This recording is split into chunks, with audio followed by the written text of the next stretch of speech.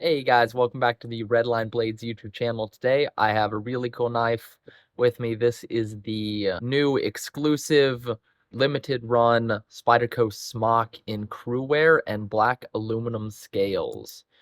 So this video I'm going to showing you guys how to get your knife to have action that looks and feels this smooth. It's really easy. You're going to be surprised by how easy it is. And this video is going to give you everything you need to purchase your smock ready to go and set up just like this. So I've got this right here. As I mentioned, this is the limited edition in CruWear, coated in this awesome black TICN coating. Has these visible grind lines, looks really, really cool. And it's paired with these awesome black aluminum handles, black hardware, black clip, black liners. Really, really cool. I just finished modifying this. So if you want to take your smock to the next level, stick around for the next few minutes, learn how to do it, and you can go grab one of these for yourself at the link down in the description. So check that out. Stick around because you definitely don't want to miss out on this. All right, here we are down on the table. I've got this smock, and I'm going to do this exactly like you will be receiving this if you purchase one of these from us. So I'm going to take it out of the box. You have the knife here in this bubble wrap package. And everything you're seeing in this is just like you would receive it if you place your order from us. So you've got your Skiff bearings right here, some awesome hot sauce, black truffle. That sounds interesting. I need to try this one. You'll get a sticker and then all the standard Spyderco stuff in here. So here's your knife. This thing is really sweet. These aluminum scales are awesome, and the black TICN coating looks amazing. That's really cool with the satin grind lines. Looks awesome. Really cool knife, and even as stock, action's pretty good, but it's not like really quickly dropping or anything. Could definitely be smoother, so let's get in here and improve this a little bit.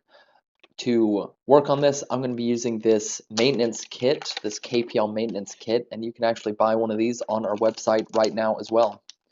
Really handy kit, comes with just about everything you're going to need to work on your knives, at least all from the lubricant side. So you get a little container of Loctite right here. This is Vibratite brand, but it's the same stuff. It will work just exactly the same.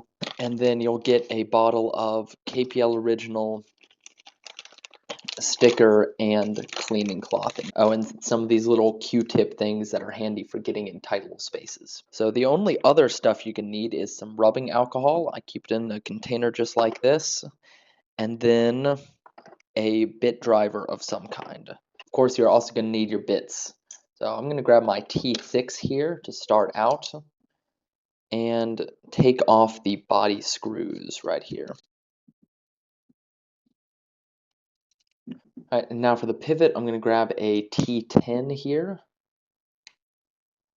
And then I've also put it in my thicker handled driver because, as I suspected, this pivot is in there really tight. So it's nice to have a thicker driver that you can get more grip on. Helps to keep from accidentally stripping your screws. So T6 on the body screws, T10 on the pivot. As you can see, that thing was Loctited in there very securely. Now, some things to be careful of when you take this apart. There's a secondary detent in here. I will also be removing it.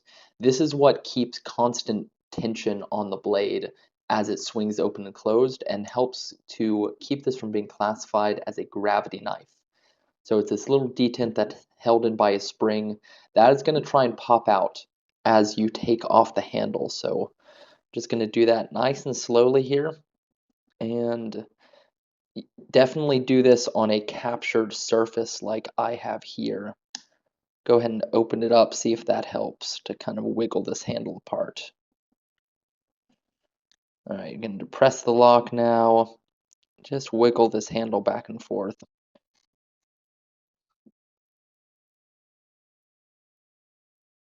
Also use the blade to get a little leverage and start moving that handle back and forth. All right, now you can see it's starting to loosen up. There we go. It took a little bit of wiggling on the blade, And on the handle, there is the stop pin. And then just loosen up that handle. Thing's really tight on here.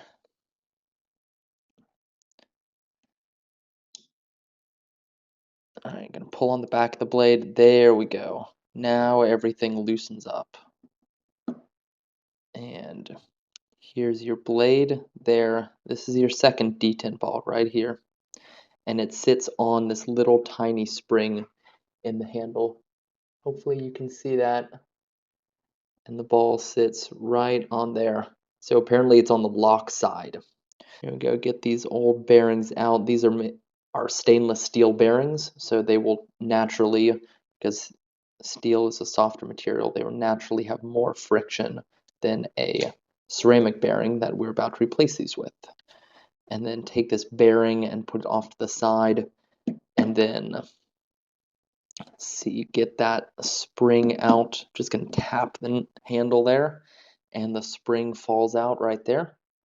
Put that to the side. And here is the stop pin that goes right here. I'm just going to put that back. Actually, I'm going to put it in this handle. It will stay more securely. Yep, right there.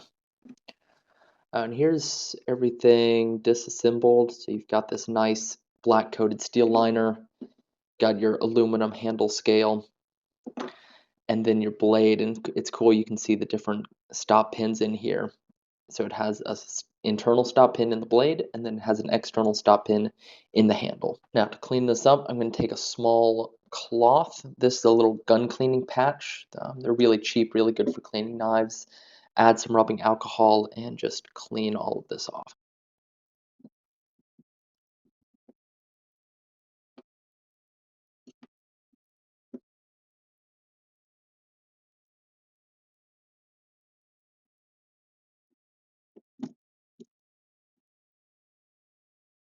I'm going to grab one of these Q-tips and use that to get into these tight little corners here in around the pivot. Get those all cleaned up. And these are small enough that they actually fit in these detent holes, which is really handy. And also wipe around in the pivot. Perfect. Now get these washers out. These are the 3/16 by 1/16 sides with 12 balls. And they're Skiff's ceramic rocket glide bearings. Really high quality stuff here. First one I'm going to put on the handle side right there. And here's the lanyard tube. I'm going to go ahead and stick that in right there. Now, for the blade, take out this, my KPL original here. And very light application on each side of the blade right there. And right there, just a little dot on each side. You don't need a lot for these bearings. You need very, very little. And then I can stick the blade on. And go ahead and depress the lock so you can press the blade all the way on easily. And then I can put the other bearing on, just like that. One last thing before I put this together is I'm going to put a little dot of lubricant onto the detent ball, just like that. Now, start putting everything together. I have the liner and the handle scale here. Put those on just like that. Snap together really easy. That was surprisingly easy. If it doesn't want to go on all the way, then depress the lock and then squeeze it together, because if the lock is engaged with the blade, that can put all the internal components at tension and it can be difficult to get them all together. So just disengage the blade. It should press together pretty easily. Now I'm going to put in the handle screws. You don't need any Loctite for these because you're just going to torque them down all the way. Too tight. If you ever notice them loosen up, you can absolutely put Loctite on these, but it's not going to be necessary most of the time. There you go. Now for the pivot screw, I am going to put Loctite on here. I have this Vibratite from the KPL kit. It's got this little cap, just bend that and twist it off. And then I'm going to take my screw here and get just enough to coat about half of the threads. You don't need a lot of this. A little goes a long way.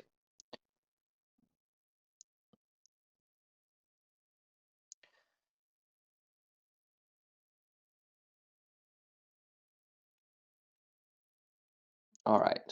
Put it in till it feels just very lightly tight. Close the knife. Let's check centering, check for play. It doesn't feel like it has any play. Check in the open position. Feels really solid, no play. So I'm actually going to loosen it up just a little bit. Like that. Oh, that's really smooth. Absolutely no play. It's rock solid in all directions. And yeah, that's like a night and day difference between how it was with the new bearings and the second detent removed. It is crazy smooth. Make sure you grab these bearings and your secondary detent and spring and tuck those away somewhere safe.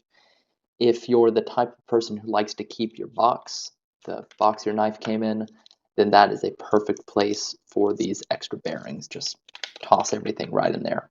If you ever want to resell the knife, now you're reselling it with everything. And there you go. That is the full disassembly of the Spyderco Smock and instructions on how to replace the factory bearings and remove the secondary detent. This thing is mind-blowingly smooth now.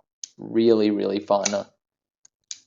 Yeah, this simple modification definitely takes it up to the next level. Now we have these available for pre-order right now. If you go on our website, you can find the listings and you can get this with either free Skiff bearings or a free deep carry Lynch clip that perfectly complements this.